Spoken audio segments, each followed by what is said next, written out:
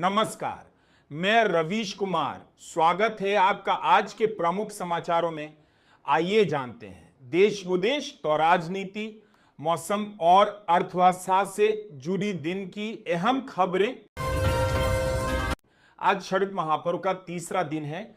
सूर्य उपासना का यह पर्व पूरे देश में श्रद्धा और उल्लास के साथ मनाया जा रहा है। भक्त आज डूबते सूर्य को अर्घ्य देंगे, जबकि कल उगते सूर्य को अर्घ्य देकर पूजा संपन्न करेंगे। बिहार, झारखंड और उत्तर प्रदेश के घाटों पर श्रद्धालुओं की बड़ी भीड़ उमड़ी है। मुख्यमंत्री नीतीश कुमार आज पटना में लोक जनशक्ति पार्टी के नेता चिराग पासवान के निवास पर पहुंचे। उन्होंने छठ प्रसाद ग्रहण किया। इसे राजनीति से ऊपर सामाजिक सौहार्द का प्रतीक माना जा रहा है। गृह मंत्री अमित शाह ने भारत समुद्री सप्ताह 2025 का शुभारंभ किया। उन्होंने कहा कि भारत अपनी समुद्री सीमाओं की सुरक्षा के साथ ब्लू इकोनॉमी की दिशा में बड़ा कदम उठा रहा है।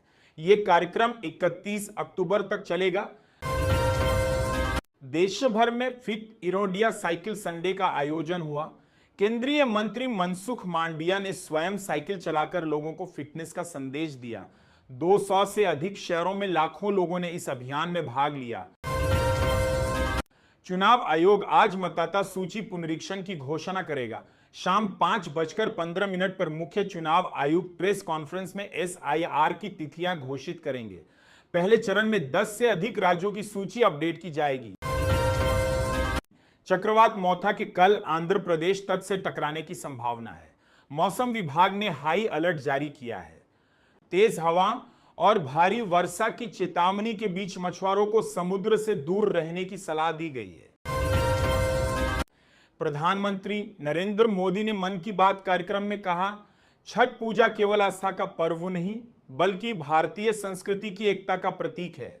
उन्होंने स्वदेशी वस्तुओं के उपयोग और पर्यावरण संरक्षण पर बल दिया।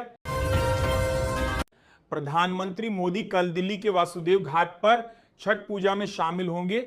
वे स्वाम अर्घ्य अर्पित करेंगे। ये देश के इतिहास में पहला अवसर होगा जब कोई प्रधानमंत्री सार्वजनिक रूप से छठ पूजा में भाग लेंगे। आसियान सम्मेलन में वर्चुअल संबोधन के दौरान प्रधानमंत्री मोदी ने कहा, भारत की एक्ट ईस्ट पॉलिसी क्षेत्रीय विकास और साझेदारी को मजबूती देती है। उत्तराखंड में 10,000 से अधिक श्रद्धालुओं ने बिना तिब्बत गए आदि कैलाश से भगवान शिव के दर्शन किए। भक्तों में भावनात्मक माहौल देखने को मिला। झारखंड के चाईबासा अस्पताल में लापरवाही का मामला सामने आया है, जहां संक्रमित रक्त चढ़ाने से 5 बच्चे HIV पॉजिटिव पाए गए। स्वास्थ्य विभाग ने जांच के आदेश दिए हैं और कई अधिकारियों को निलंबित किया गया है। सरकार ने स्पष्ट किया है कि नई 25 लाख ग्रेच्युटी सीमा केवल केंद्रीय सिविल सेवकों पर लागू होगी। सार्वजनिक क्षेत्र और निजी कर्मचारियों के लिए फिलहाल पुरानी सीमा जारी रहेगी।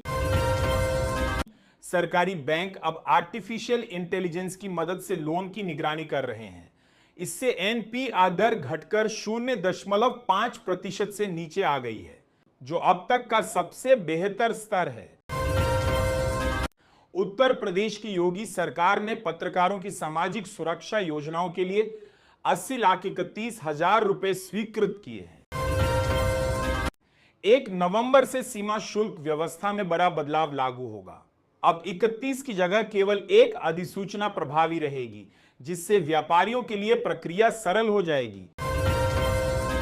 प्रधानमंत्री किसान योजना में पंजीकरण के लिए अंतिम अवसर 30 नवंबर तक रहेगा। किसान शिविरों में जाकर पंजीकरण करा सकते हैं। 21वीं किस्त इस वर्ष दिसंबर में जारी की जाएगी। मद्रास हाईकोर्ट ने कहा है कि क्रिप्टो एक कानूनी संपत्ति है। अदालत ने स्पष्ट किया कि यदि निवेश पारदर्शी ढंग से किया जाए तो यह अपराध नहीं माना जाएगा। सलमान खान से जुड़ी पाकिस्तान की कथित सरकारी चिट्ठी सोशल मीडिया पर वायरल हुई थी, जिसमें उन्हें आतंकी घोषित करने का दावा किया गया था। जांच में यह पत्र फर्जी साबित हुआ। केदारनाथ यात्रा से उत्तराखंड सरकार को 400 करोड़ रुपए की आय हुई है। हालांकि वैज्ञानिकों ने चेतावनी दी है कि बढ़ती भीड़ से ग्लेशियरों पर दबाव बढ़ रहा है।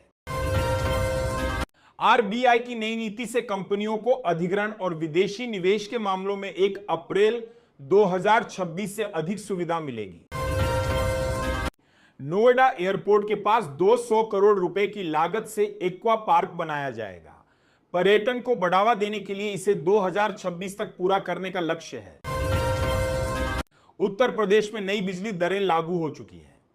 सब्सिडी के बाद उपभोक्ताओं को अब ₹3.50 प्रति यूनिट भुगतान करना होगा। एक रिपोर्ट के अनुसार भारत में हर साल करीब 7 लाख नवजात शिशुओं की मृत्यु होती है। नवजात देखभाल और स्वास्थ्य सेवाओं की कमी को इसकी प्रमुख वजह बताया गया है। हिमाचल प्रदेश में पुलिस भर्ती परीक्षा सर्वर क्रैश होने से स्थगित करनी पड़ी। यह परीक्षा 8 साल बाद आयोजित हो रही थी, जिससे लगभग 4,400 अभ्यर्थी प्रभावित हुए। सोने और चांदी के दामों में गिरावट दर्ज की गई है। सोना 6,000 और चांदी 16,000 रुपए तक टूटी है। निवेशक सतर्क रुख बनाए हुए हैं।